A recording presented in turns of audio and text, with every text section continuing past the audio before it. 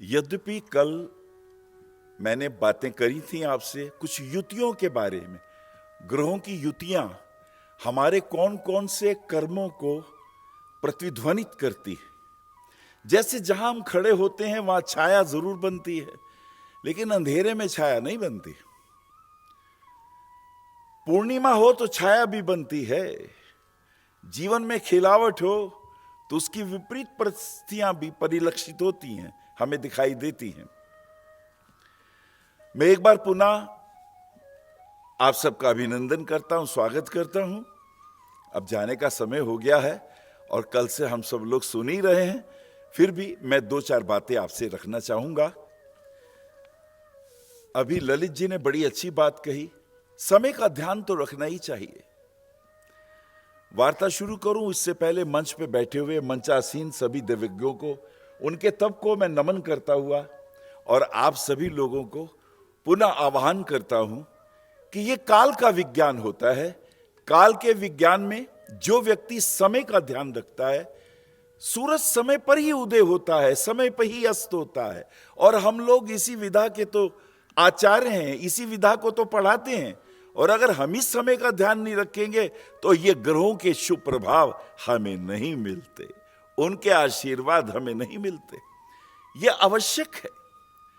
हर ग्रह एक नियम में बंधा है, उसकी एक गति है, वो कभी नहीं भटकते इधर उधर। जो समय का ध्यान रखता है, यही तो काल है। और गुरु नानक इसे अकाल पुरुष कहते हैं। और ज्योतिष में तो ये काल पुरुष की कुंडली के रूप में आप सब जानते हैं। चलिए दो तीन सूत्र कहूंगा। जब मुझे बुलाया है तो मैं बहुत आभार व्यक्त करता हूं आपका।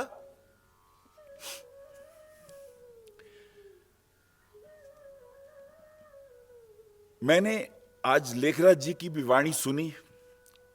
लेखराज जी एक युग पुरुष हैं और प्रमाणित हस्ताक्षर हैं, हस्तरेखा से किसी भी व्यक्ति का date of birth, time of birth और उसके बारे में सब कुछ बताने की सामर्थ्य रखते हैं। हम भाग्यवान हैं, हमारे सामने ऐसे व्यक्तित्व, हस्ताक्षर हमारे सामने हैं। लेखराज जी के लिए तालियां बजा दीजिए मेरे सामने।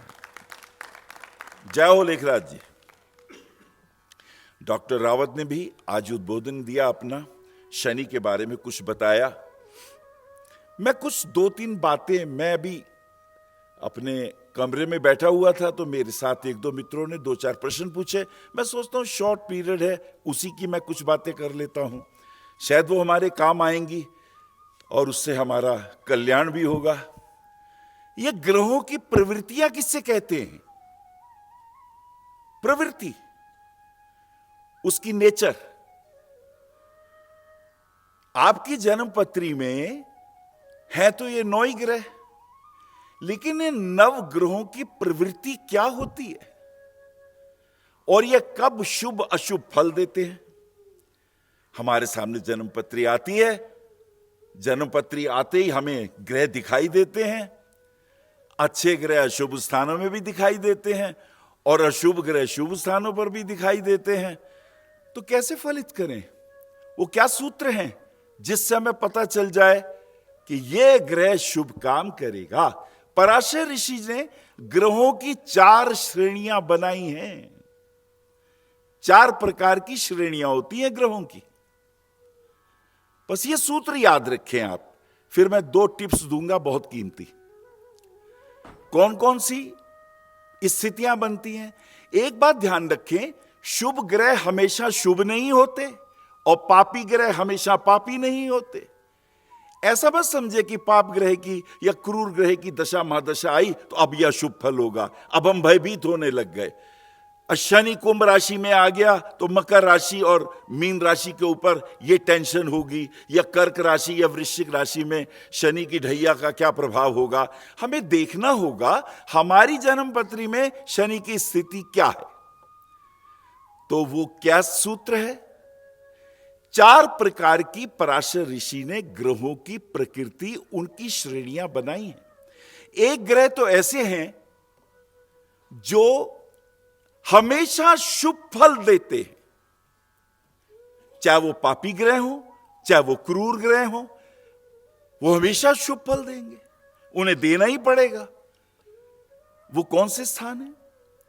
जन्म पत्री का धर्म त्रिकोण, लगन में, पंचम भाव में और नवम भाव में जो भी ग्रह आके बैठेगा, चाहे वो राहु बैठे, चाहे वो शनि बैठे, चाहे वो मंगल बैठे, चाहे वो चंद्रमा हो, चाहे वो गुरु हो, उसकी जब भी दशा अंतर्दशा आएगी वो हमेशा शुभ फल ही देंगे। ये नियम है, इसमें हमें भटकने की कोई जरूरत नहीं। और एक और भी नियम है कि जिन स्थानों पर बैठ के कोई भी ग्रह होगा वो अशुभ फल ही देगा, अपनी दशा हो, अंतर्दशा हो, प्रत्यंतर दशा हो, उसे अशुभ फल देना पड़ता है। अब जन्म पत्री के जो त्रिक भाव हैं, 6ठा भाव, 8वां भाव और 12वें भाव के स्वामी हमेशा, चाहे इसमें शुभ ग्रह बैठे हो चाहे इसमें अशुभ ग्रह बैठे हो, स्वभावता वो शुभता कम देते हैं, कष्ट ज्यादा देते हैं। नियम है ये। तीसरी श्रेणी याद रखें, जो कभी तो शुभ देते हैं कभी अशुभ देते हैं, वो उनका मूड ही बदल जाता है, वो कभी शुभ तो कभी अशुभ। अब ये भी बड़ा कमाल का समय, एक श्रेणी है कि कभी शुभ देंगे कभी अशुभ देंगे, और एक और श्रेणी है वो अपने स्थान का तो फल देते ही नहीं। मान लीजिए दूसरे भाव और 12वें भाव के जो स्वामी होंगे चंद्रमा और सूर्य को छोड़ के, क्योंकि उनकी एक ही राशि होती है,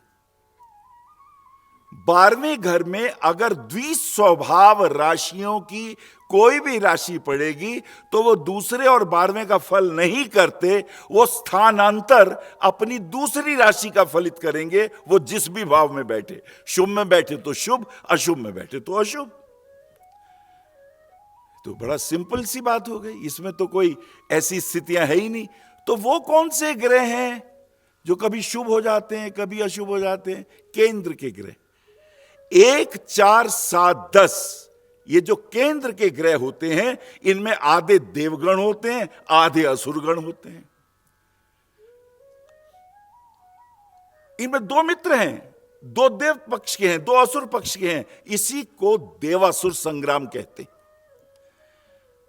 अब आप देखिए, मेष लगन की पत्री हो तो पहले और चौथे नंबर के स्वामी मित्र हैं, 7 और 10 स्वामी शुक्र और शनि मित्र हैं, उधर चंद्रमा और मंगल मित्र हैं। ये 2 खड़े हो गए आमने सामने। तो केंद्र में अब अगर मिथुन लगन है तो लगन में मिथुन, चौथे भाव में कन्या राशि। अब इसकी दोनों राशियां, ये एक ही दोनों भावों का एक ही अधिपति, और उधर गुरु और मीन राशि, धनु और मीन राशि। आपको पता है गुरु और बुध शत्रु क्यों होते हैं? इसलिए होते हैं क्योंकि केंद्र के अंदर जो ग्रह होते हैं वो परस्पर शत्रुता रखते हैं, वो कभी मित्रता नहीं रखते। 2 भाव मित्र हैं 2 भाव शत्रु हैं। तो एक तो ये फार्मूला हमेशा याद रखें, प्रेडिक्शन करने में आपको कभी असहजता नहीं होगी। एक दूसरी एक बात और मैं शेयर करूंगा, ग्रहों की प्रवृत्तियां, the nature of the planets, ये मेरा मेन विषय है, इसमें मैं आ गया हूं। हमारे उद्घोषक ने कहा भूमिका बनानी पड़ती है, तो मुझे भी भूमिका बनानी पड़ती है, पर मूल विषय पे आ रहा हूं। हाउ टू जज कि ये जो प्लैनेट्स हैं ये हमारे कैसे चरित्र का निर्माण करते हैं। तो ध्यान से समझें, ब्रह्मांड पे जाएं, और ब्रह्मांड पे आप जाएंगे तो आप देखेंगे वहां भी 3 प्रकार के प्रकृतियां घूम रही हैं। एक ग्रह है बाह्य मंडल के, जो सूरज से बाहर दूर, शनि, गुरु और मंगल। शनि, गुरु और मंगल ये आपसे बहुत दूर हैं। शनि कर्म के अधिपति हैं। तुम कैसे कर्म करोगे यह अधिकार शनिदेव के पास में है। गुरु क्या है? गुरु जीव है। तुम, हां तुम ही हो गुरु। गुरु को जीव कहते हैं। जीव से जीवांश बनते हैं। गुरु यानी तुम। अब तुम ज्ञान की किन स्थितियों को आंकोगे, कितना पाओगे, ये गुरु के अंश बताएंगे। शनि जो है वो कर्म का नियामक बनेगा, गुरु यानी तुम। और मंगल तुम्हारी देह, your physical body is governed bye Mars. अब कहोगे ये कैसे हो गया? काल पुरुष की कुंडली देखो। मीन राशि अगर लगन में है, गुरु, तुम, देह जो बनेगी वो मंगल से बनेगी। दूसरे भाव में मेष राशि है, वो देह का निर्माण करता है। और शरीर में जो बल है, जो फिजिकल बल है, जो आध्यात्मिक बल है, खिलाड़ी का बल है। लेखराज जी ने बड़ी अच्छी बातें कही। खिलाड़ी, उसका बल, एस्ट्रोलॉजर का बल, बुद्धिमत्ता का बल, सबके सब 9 ग्रहों को बल कौन देता है? मंगल। मंगल अगर बलवान है तो तुम हर ग्रह के बल को नाप सकते हो। अभी मेरे पीछे बोल रहे थे लेखराज जी, किसका कितना बल है? बल मंगल देता है। यह सूत्र कभी मत भूलना। यह बाह्य ग्रहों के 3 नियामक ग्रह, शनि कर्म, गुरु तुम्हारी जीव तुम, और मंगल तुम्हारी देह। इन ग्रहों के शुभ अशुभ प्रभावों से तुम्हारी देह संचालित होगी, तुम्हारा बलाबल संचालित होगा, तुम्हारे कर्मों की स्थितियां प्रकट होंगी। फिर एक ये बाह्य हो गए, और एक और भी है। 3 श्रेणियां हैं। एक आंतरिक है, बिल्कुल आंतरिक, वो बाहर की गति, ये बिल्कुल भीतर की गति। चंद्रमा तुम्हारा मन है। राहु और केतु ये माया, ये छल, ये मोक्ष की परम अवस्था। केतु से मोक्ष और छलावा, राहु से विपरीत परिस्थितियों में जूझने की क्षमता। चंद्रमा तुम्हारा मन। चंद्रमा यदि शुभ है तो तुम कितनी भी विपरीत परिस्थितियां हो उनसे जूझने की हिम्मत रखते हो। यह आंतरिक परिस्थितियां हैं। If you are having a moon exalted, if you are having a moon aspected by the Jupiter, or the aspected by the Saturn, or the aspected by the Ketu, and if it is placed in 4th, 8th and 12, 4, 8, 12 मोक्ष त्रिकोण है जन्मपत्री का, तो तुम भीतर ध्यान की अवस्था में जाते हो, तो तुम बुद्ध महावीर की अवस्था में आते हो, तो तुम ध्यानियों की अवस्था में आते हो, तो तुम्हारा संबंध अंतरिक्ष से जुड़ता है। जो जितना भीतर, अंकुर जितना भीतर, अंकुर जितना भूमि के भीतर, वृक्ष उतना ही बड़ा, आकाश को छूता हुआ। बाहर के 3 ग्रह, आंतरिक 3 ग्रह, और एक बीच का केंद्रीय बल भी तो है, वो है सूर्य, तुम्हारी आत्मा, वो है शुक्र, तुम्हारे इस संसार के सुख ऐश्वर्यों की, भोग की, कितना धन, कितनी संपदा, कितनी प्रॉपर्टी, कितना कुछ तुम प्राप्त करोगे।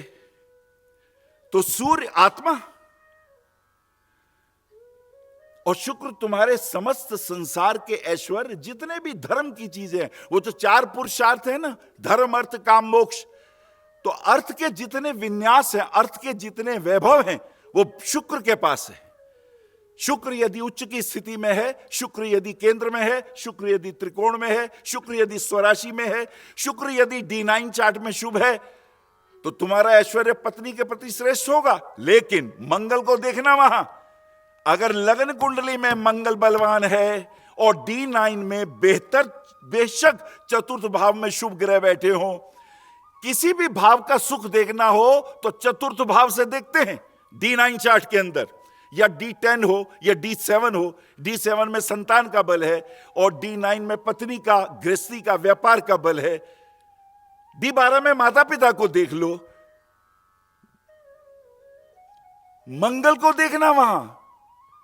अगर तुम्हारी जन्म पत्री में मंगल लगन में ठीक है, लेकिन D9 में नीच का हो गया, D9 में वो 6, 8वें, 12वें चला गया, तो आपको गृहस्थी के सुखों का बल प्राप्त नहीं होगा, स्ट्रगल होगा वहां। क्योंकि जो दृढ़ता है, जो सुखों का बल है, वो मंगल के पास है। अगर आप D7 देखेंगे तो संतान का सुख मिलेगा नहीं मिलेगा, देखो जाके लगन कुंडली में मंगल किस भाव में है और फिर उसको D7 में देखो। अगर D7 में वो 6, 8, 12 में है, त्रिक भाव में है, एस्पेक्टेड बाय द मैलेफिक्स, तो संतान से सुख नहीं मिलेगा। ये फंडामेंटल चीजें हैं जिसको अगर हम समझेंगे तो हम जन्मपत्री देख के एकदम फलित करना शुरू कर देंगे, इसमें कोई मुश्किल बात नहीं होगी। और अंत में अक्सर कहते हैं, आपने कहा था गुरुजी ये दशा आएगी तो शुभ फल मिलेगा, ये दशा आएगी तो ये लाभ मिलेगा, हमें तो ये मिल ही नहीं रहा। तो क्या आप अशुभ स्थानों पर यदि शुभ ग्रह बैठे हों 6, 8, 12 में, 3, 6, 8, 12 में यदि अशुभ ग्रह बैठे हों तो उनकी दशाएं, अंतरदशाएं शुभ होंगी या अशुभ? या 3, 6, 8, 12 भावों में शुभ ग्रह बैठे हों, उनकी दशाएं, अंतरदशाएं हमें शुभता देंगी या अशुभता? देखिए, इस सूत्र को समझने के लिए बड़ा छोटा सा विज्ञान है। शुभ ग्रह हमेशा शुभता ही देते हैं, स्वभाव है उनका शुभता देना। लेकिन अगर वो केंद्र में हैं तो 2 ग्रह मित्र हो जाएंगे, 2 ग्रह शत्रु पक्ष के मित्र हो जाएंगे, इनमें संग्राम चलेगा। लेकिन 6, 8वें, 12वें में अगर अशुभ ग्रह हैं तो 6, 8वां भाव अशुभता का है। अब वहां अगर अशुभ ग्रह बैठे हैं तो स्वभाव से अशुभता देंगे। लेकिन अगर उनके ऊपर शुभ ग्रहों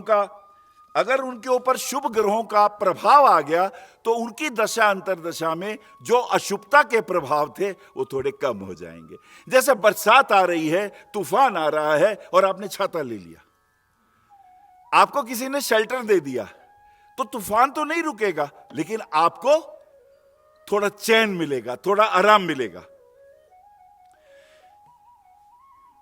दशाएं और अंतरदशाएं कैसे फल करती हैं? ग्रह आपको कुछ नहीं देते और नक्षत्र भी आपको कुछ नहीं देते, वो तो न्यूट्रल हैं। हमारे ही किए हुए पूर्व जन्मों के शुभ अशुभ जो कर्म हैं, संस्कार, 20 संस्कार के रूप में इन नक्षत्रों के पास होते हैं। ये जो ग्रह हैं, ये तो मैंने कल भी बताया था, जस्ट लाइक द पोस्टमैन। अब चंद्रमा अगर चलता है तो भावनात्मक संबंधों को लेके चलता है, माता के संबंधों को लेके चलता है, भक्ति को, प्रेम को, करुणा को, दया को, इसको लेके चलता है। मंगल अगर आता है तो पौरुषता को लेके आता है, ये सब आप जानते हैं। तो जो ग्रह जिस चीज का कारक है, जब वो उन नक्षत्रों से होके गुजरता है तो वो आपके ही अनंत जन्मों के कर्मों के जो स्वभाव हैं, कर्मों के जो बीज हैं, वो कलेक्ट कर लेता है और फिर वो आपको प्रदान करता है। कब? जब उसकी दशा और अंतरदशा होती है। लेकिन दशा अंतरदशा में तब और भी ज्यादा फायदा होता है यदि गोचर में भी वो ग्रह उस स्थान पर आ गया हो, गोचर में भी आया हुआ हो, उसकी दशा अंतरदशा भी हो, तो ये फल हमको प्राप्त होते हैं। मेरे पास एक बड़ी अद्भुत कुंडली आई है। मैंने युतियों के ऊपर कल बोला था, ये जन्म पत्री में केतु और मंगल देखिए लगन में है, कन्या राशि, केतु और मंगल लगन में। अब कन्या लगन में जो मंगल है वो आयुष्य का कारक है, वो अष्टमेश भी है, वो तृतीयेश भी है। अष्टमेश और तृतीयेश होकर ये मंगल स्वभाव से तो अब क्रूरता दिखानी चाहिए इसे, लेकिन लगन में ये आ गया है, और लगन में आया है, इसकी खूबी क्या हुई जो बहुत इंपॉर्टेंट होगी, तीसरे भाव से तो ये 11वें में है, और ये जो छठा भाव है, छठे से ये छठे में है, भावात भावम, छठे से छठे। और जब मंगल केतु के साथ आता है तो क्या संबंध बना, केतु जो है, राहु और केतु चंद्रमा के इर्द गिर्द चलते हैं। चंद्रमा 23.5 डिग्री झुकी हुई, एक तो उसकी अपनी गति है, एक वो सूर्य के चारों तरफ घूमती है, और जो चंद्रमा है वो पृथ्वी के चारों तरफ घूमता है। तो पृथ्वी और जो चंद्रमा के दो कटाव बिंदु होते हैं, एक कटाव बिंदु जो नॉर्थ नोड पे जाके पड़ जाता है उसे हम बोलते हैं राहु, और जो केतु दक्षिण की तरफ बिंदु पड़ता है उसे हम कहते हैं केतु। केतु आंतरिक ऊंचाइयां देने की सामर्थ्य रखता है। केतु बिल्कुल कुजवता मंगल की तरह काम करता है। अब इस पत्री के अंदर केतु और मंगल की युति हो गई। अब ये केतु और राहु जब लगन में आते हैं तो ये पूर्व जन्मों के संस्कारों को पकड़ने की कोशिश करते हैं। वो कैसे? इस पत्री का धर्म त्रिकोण देखिए कितना पावरफुल है। लगन में केतु और मंगल, पंचम भाव में बुध गुरु और शुक्र, बुध गुरु और शुक्र पंचम भाव में। अब 1 5 9 में 5 ग्रह आ गए। अगर राहु केतु को छोड़ दूं तो 4 ग्रह आ गए। इस व्यक्ति को धर्माचार्य होना चाहिए, धर्म के प्रति इनकी बहुत गहरी आस्था होनी चाहिए। और चूंकि ये पत्री की एक और खूबी बहुत जबरदस्त है, बुध गुरु का योग, गुरु बुध का योग व्यक्ति को आध्यात्मिक स्तर पे लेके जाता है, एस्ट्रोलॉजी का विद्वान बनाता है।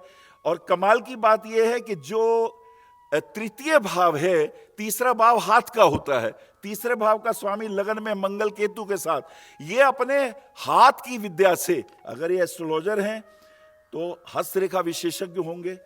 ये पत्री किसकी है? लेखराज जी की तो नहीं है कहीं? ये लेखराज जी जय हो, प्रणाम।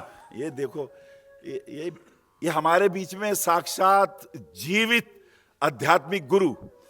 तो मेरे ख्याल से इनकी जो आजीविका भी रही होगी उसके अंदर भी धर्म गुरु की हैसियत से ही इन्होंने अपना जीवन बहुत गहराई में बताया होगा। आपको बहुत बहुत प्रणाम। भैया मेरी ऐसे परीक्षा बदल दिया करो, बहुत मामूली आदमी हो। तो आपने इतने प्रेम से, और इसमें बहुत सारे योग हैं, और इसमें बहुत सारे योग हैं। इस कलानिधि योग भी इसके अंदर है, और बहुत अच्छे योग हैं। योगों की तो इतनी भरमार है। चलिए मैं एक और वो बताता हूं। देखिए, डॉक्टर राजेंद्र प्रसाद जी की पत्री में एक सरल योग है। सरल योग उसे कहते हैं, if the lord of 8th house goes to the 6th house और द 12th हाउस, यदि 6 या 12 में जाए तो उसे सरल योग कहते हैं। लेकिन अगर अष्टमेश लगन में आ जाए, यदि अष्टमेश लगन में आ जाता है तो अष्टमेश की जितनी नेगेटिव चीजें हैं वो नष्ट हो जाती हैं, क्योंकि वो उससे छठे में गया है। और मंगल का एक आंतरिक बल जो तीसरा भाव होता है वो व्यक्ति का साहसिक, उसका बाहुबल होता है। और केतु के साथ तो दो लगन में 2 मंगल बैठे हुए हैं, इतने बलवान हैं, इतनी सूक्ष्म दृष्टि है कि ये दूर से ही माइक्रो आइज है इनकी। जन्मपत्री देखेंगे अगले पिछले सारे लोगों के कर्म देखने की क्षमता है। और बहुत अच्छा लगा मुझे लेखराज जी, आपने तो कमाल कर दिया। और देखिए कमाल, the lord of 9th house and the 2nd house, Venus is place in the 5th house, that is another great योग। इस पत्री के अंदर एक खूबी और बहुत बढ़िया है कि इसके अंदर क्या बात है, कन्या लगन, 3 लगन देखने चाहिए, चंद्र लगन, सूर्य लगन और लगन भी देखना चाहिए। तो आपका अगर हम देखते हैं तीनों लगनों में से सुदर्शन पद्धति के अनुसार भी अगर हम देखें तो चंद्रमा से गुरु और चंद्रमा का गज केसरी योग इसके अंदर बहुत कमाल कर रहा है। महाराज प्रणाम आपको, बहुत अच्छी पत्री है। नहीं तो आपका प्रेम है ये। और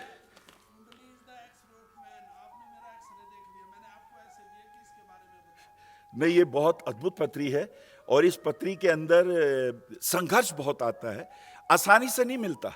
ये ऐसे व्यक्ति जो होते हैं ना, बीज भूमि के अंदर जाता है। जिसको बट वृक्ष बनना हो उस बीज को मैं रूपी खोल को तो तोड़ना होता है।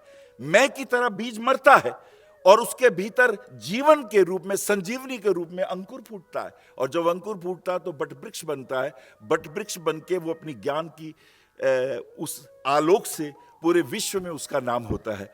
तो मैं तो कहूंगा लेखराज जी, आप दीर्घायु हों और आप अपनी ब्रह्म विद्या सबको दें और हमें भी दें। बहुत बहुत धन्यवाद मुझे बोलने का मौका दिया। अपनी वाणी को विराम देता हूं क्योंकि समय अब अपने गंतव्य स्थान की ओर बढ़ रहा है। मेरी बातों को इतने प्रेम से सुना। नमस्कार, जय भारत। आप आचार्य श्री अनिल वत्स जी के आध्यात्मिक प्रवचन, ध्यान व ज्योतिष संबंधी मासिक राशि फल फेसबुक, यूट्यूब, www.astroanilvats.com पर भी देख सकते हैं। For appointment, भविष्य कथन, Monday to Saturday, 11 a.m. to 6 p.m. BE 279, Street number 6, Harinagar, New Delhi 110064. Phone number 98917 39999 98181 89993 981 088 7002 886 000 6030. Website www.bhavishyakathan.com. Acharya Anil Vats @gmail.com.